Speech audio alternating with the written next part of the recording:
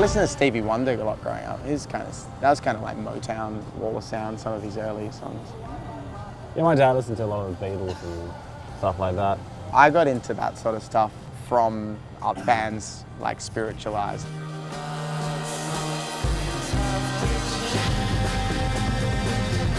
The nostalgia is in like the melodies and the emotions and like the kind of personality of the music. Because nostalgia for me is more like an emotion. It's more like you can make something today that's totally like not retro or whatever. It's still really nostalgic because it like evokes those kind of emotions in you.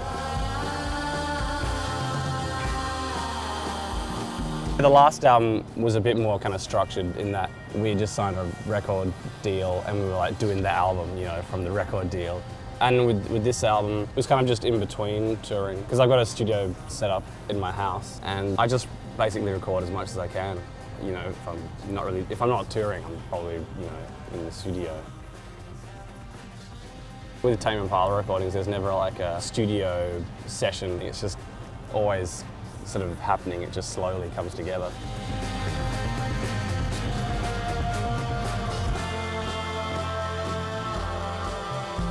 Like some band saves up from like playing 10 gigs and like working jobs for 6 months and goes to a studio and pays $500 a day to record, and then they don't like the sound of it, or the producer guy stooges them, and then they're suddenly like poor with like a shit album.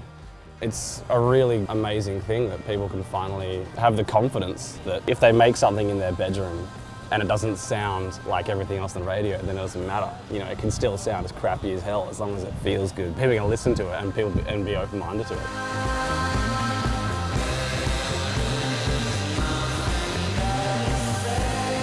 The first time I heard the Black Keys was their first EP or whatever on the radio. It sounded so crusty, and I just remember thinking it was amazing that, you know, you can just do that and get away with it these days. But it feels like an elephant shaking his big great trunk for the hell of it.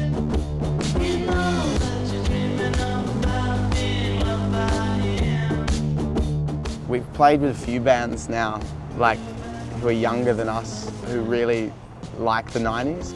To me, like, the 90s was pretty crap. I used to think that about the 80s, but I'm well into the 80s now. I don't know. Yeah, it's funny how it's just become like another decade.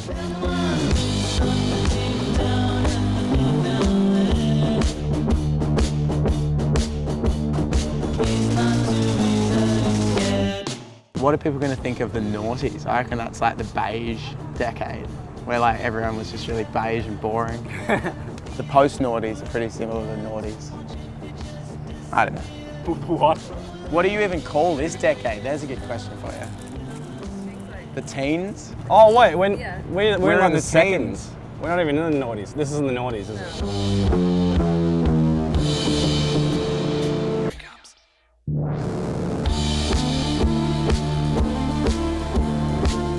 We all have like pipe dreams of making, like, obviously not rapping, but making like hip hop music with people one day.